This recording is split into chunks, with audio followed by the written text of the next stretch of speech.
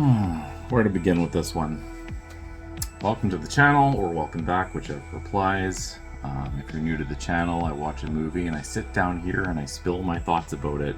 Unfiltered, unscripted, no jump cuts, none of that stuff, so you know the drill. Spoiler alert, I'll be talking about the film and things that happen in the film.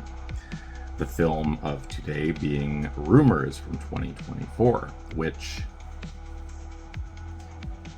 let's get into it, I guess. So we have a G7 summit that is taking place in Germany, and they're trying to figure out a statement for some generic problem that they never actually allude to what it is, which is mildly entertaining. The German chancellor is hosting it, and she shows them some like bog body or something that they found, which that is essentially, it's a mummified body that was preserved in the acidic, peaty, boggy earth of a bog. So it's a bog mummy, basically, so that's fun. What does that have to do with anything? Well, as they meet and they're escorted to the little gazebo thing to discuss their plan, they are talking and trying to figure out what their statement's going to be. Again, there's no explanation as to what this crisis is. They just keep referring to it as the crisis. A little bit of backstory. It's alluded to. Our Canadian Prime Minister is a little bit of a player. So apparently, he's been with multiple people, including the UK Prime Minister, who's she is sort of trying to keep her distance this whole time.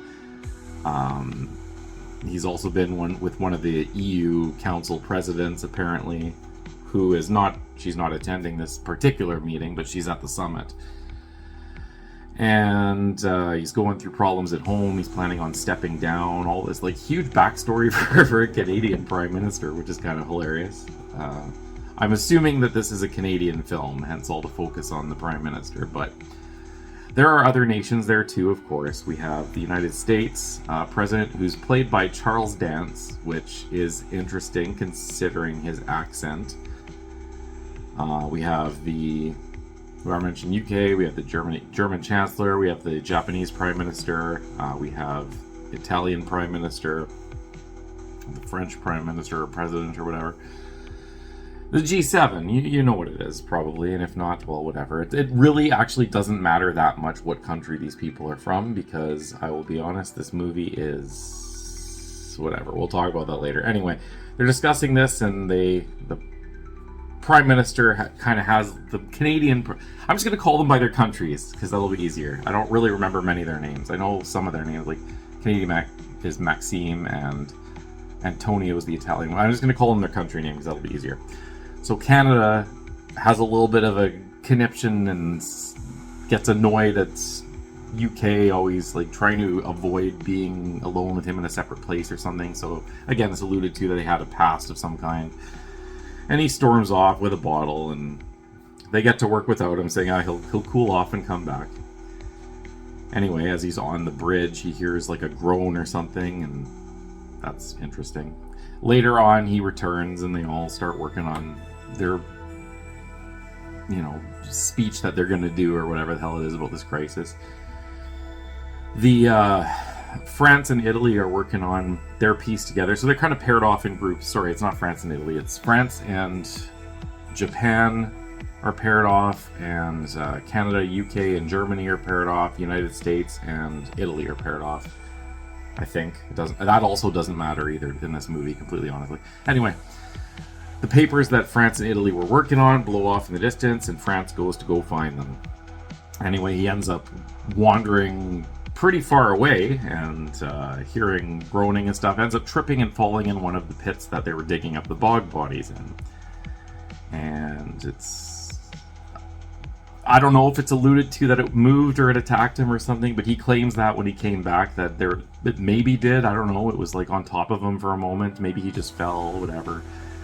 Anyway, he's got mud all over him. Canadian Prime Minister is like, okay, well let's get some more wine here. We got to finish this or whatever. And UK is like The UK is the most avid about we need to finish this this speech or whatever, or this statement. So hats off to her for wanting to get this done. Anyway, Canada rings the little bell, no one comes. He's like, okay, that's strange. Everyone's looking around. And they finally realize, okay, we've been basically deserted. So that's fun. Nightfall comes and they go for a little adventure. Essentially, they want to, I guess, leave the grounds or something and go find security or whoever can help. They come across, as they're walking or whatever, France starts to feel sick and his legs are wobbly, and he's saying that like his bones don't feel right and his leg is flaccid and all that. So Canada carries him essentially until Italy finds a wheelbarrow, and they put him in the wheelbarrow and bring him along. US is getting kind of tired. He's alluding to a lot of like really weird stuff. He says something along the lines of like he kind of wishes that he was assassinated, and everyone's like, "What the hell?" And he's like, "Yeah, I'm always thinking of like doing it myself, setting it up, and then they'd probably just blame some activist or something." It's like, okay, wow, dark. And yeah, we learn a little bit more about Canada's situation with his women or whatever, and Japan kind of calls him out on it and is like, "Dude, you act like a feminist, but you don't actually care about strong women," or whatever like that. And he says something along the lines of, "I do love strong women too much," and he storms off, whatever. Where he finds the tag of the EU Council president or whatever on the ground. And apparently that's someone he's been with too, right? So there you go, that's fine, all these emotions. And he ends up finding a giant brain in the woods on the ground. Okay, sure, that's cool. And behind this giant brain is the EU Council president, who is now only speaking in Swedish for some reason. He doesn't speak Swedish, so it sounds like gibberish to him. And she comes back in Germany, he's like, "Yeah, that's Swedish." So that's interesting. Then they plan to... This movie's just a big nothing burger. I'm not even gonna lie to you. Like, I don't even know why I'm explaining the story, because it doesn't really matter. But anyway, there are some funny things. Like Italy is like handing out like processed meats, like prosciutto and stuff, to people to eat because they're hungry, just in his jacket pocket, which is kind of funny, I guess. I'll give it that. What else? They regroup and they also initially refer to like when they see the actual bog people, they refer to them as like protesters or something like that. It's like their first thought is protesters, right? Anyway, whatever. Where was I? Giant brain. Behind it is the EU person. They find her, and man, I don't even remember. It was such a weird movie. She's mumbling things along the lines of like the new fellowship will lead us into the future or something, or like the old leaders will fall and Astrid will lead us into the world or something like that. Anyway, later Canada gets a text from someone who's a number he doesn't recognize, and maybe he didn't hear her say Astrid, but this person I think introduces herself as Astrid, which is like, okay, that's obviously interesting, and claims to be a little girl who's still at the compound area, whatever, that they left, the venue. There, that's the word. It's a big castle or whatever. So she's in the castle. So obviously, several of them are like, okay, well, we got to go find that. And then can't remember who it was. One of the European countries is like, yeah. So Astrid is actually something that we use to find sexual predators. Okay. It's made clear that that Canada is not a predator, but apparently it targets political leaders because historically speaking they have been involved in shady stuff, which, the timing is kind of perfect, what with Epstein and all that happening. Whatever your opinions on that are, it's good timing that I decided to watch this now and all that's happening. But anyway, so either it's a bot or it's a legitimate little girl, so they don't want to risk leaving a little girl in the middle of this chaos, so they go back. Half of them go on a there's like a ferry that goes across, and they're going to go to the road to get help or something. So Japan and Italy, I think, go, or no, Japan and Canada go, and Canada comes back, and they load France, and I think Italy goes to, I don't know. It amounts to nothing, because essentially what happens is Japan flags down a vehicle, uses their phone, and then they all meet up again back at the compound. So it's like, okay, well, what was the point of that? But whatever, it doesn't matter. This film doesn't matter. Anyway, they find some dude back at the facility or the venue or whatever who is like, yeah, so he explains everything. He's like, yeah, Astrid is the AI that we use to find predators. I used her to contact you guys to get you back here because I have something to show you. Then he brings him to like a dot matrix printer, which is printing out an AI statement for the G7, I suppose. And they're like, wow, okay, that's crazy. And he's like, yeah, she can do that now. So went from a predator finder to just like a general AI. I don't really know what the point of that was either, but anyway. Cue to later, you hear him that weird guy singing in another room, and all the leaders are together, and Germany's handing out tote bags that have potato chips and cyanide pills in them, so that's fun, just in case, she says. Then you hear bang, and she goes, and yeah, Buddy ended himself, so that's interesting. I forgot to mention too, the EU Council President climbed up on the brain on the way back from the boat area and stood on top of the brain and then lit the brain and herself on fire for whatever reason. Okay. Yeah, I don't even know. I don't even know what to say. France is looking sickly, so at this point I'm thinking, okay, is France going to turn into one of these bog people? Because they're... oh god. Okay, so there's just too much ridiculousness. So these bog people. The first time we actually see them, I'm thinking, okay, here's the zombie action. Let's go. Let's get into it. What do?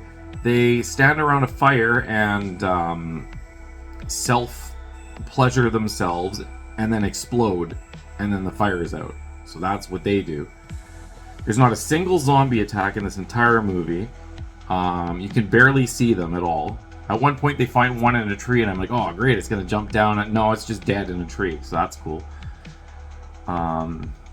Whatever. Anyway, I just want to get through this synopsis because it doesn't matter. There's not really a story. So anyway, it comes down to Canada asking all the other leaders for their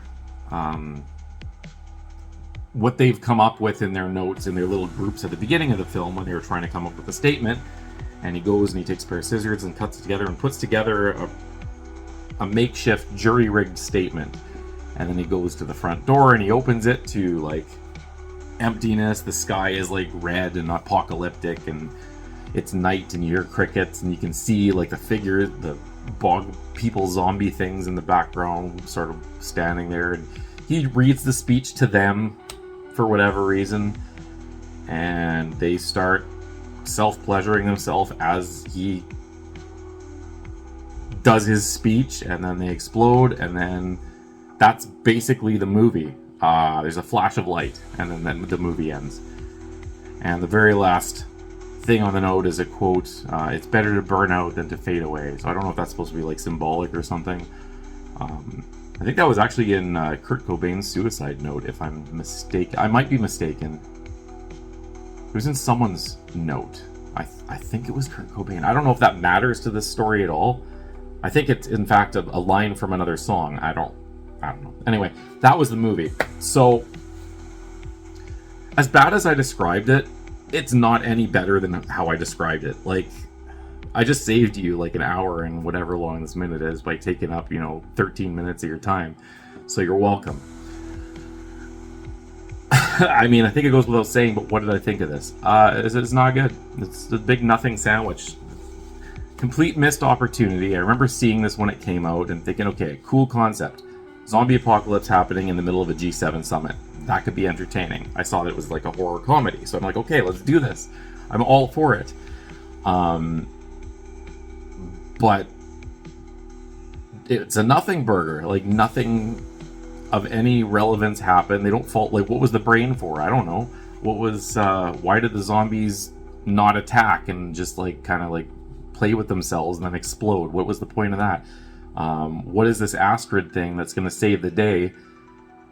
And then she just, like, I assume maybe it was the brain, but no, she burns the brain, so it's not that. It's an AI, but then there's, like, burning sky. Like, I don't know, man. Trying to think of something nice to say about it. I mean, there were a couple of throwaway lines that were kind of funny. The fact that he didn't allude to what the crisis was amusing. I give him a little bit of credit for that. But I mean, beyond that, I don't know, man. I guess making, like, Canada a little bit of a player is kind of funny. I don't know if they were trying to go on, like, a play on the leaders at the time or not, but I don't think they really were. Yeah, I have no idea. This should you see it? Don't bother. Don't waste your time. It's disappointing. Again, it's a concept that sounds cool but was not executed. Maybe I'm too stupid for it and I just didn't get it. That's very possible too. Maybe it actually is hilariously great and I'm just too dumb to understand why it's good. But I didn't like it at all. I'm not gonna watch it again. What am I gonna rate it? I mean, it isn't the worst film I've ever seen, but it's one of the biggest waste of times I've ever watched. So I don't know. Out of 10, what am I going to give this? I don't know, 3 3/4. There you go, 3.75, sure. Yeah, just avoid this one. Last thing I'm going to say, honestly, about this is... yeah, the only good thing I can think of saying about this film is that they spelled Rumours the proper way. That's all I got. So, yeah, skip this one. And we'll just leave it there. A short review for once. Hooray. Avoid this movie. It's garbage.